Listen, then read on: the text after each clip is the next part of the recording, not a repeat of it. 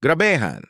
Personal na ininaugurate ni Daniel Padilla bilang co-owner ang bagong Filipino restaurant na Spice Grill na naitayo sa Al Ghurair Center sa Dubai, United Arab Emirates.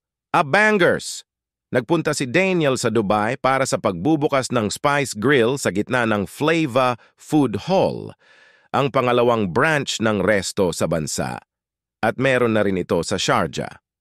Kasabay ni Daniel bilang co-owners sina Lord Zadalia Evertse at Christine Caringal Melad, na isa palang Chibogera chef na naglabas ng mga bagong menu at mas maraming regional Filipino dishes. Kabog!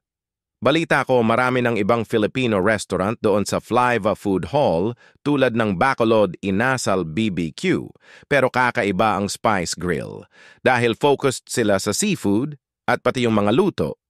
Boodle Fight Style ang dating. Winner. Kwento ni Daniel sa Dubai-based na The National.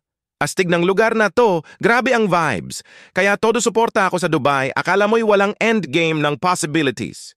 Basta naiisip mo, pwede mong gawin. Level up. Sa grand opening ng Asian Fusion Resto, todo tsikihan si Daniel sa kanyang mga fans habang pumipirma ng autograph at nagpapapicture. Taray!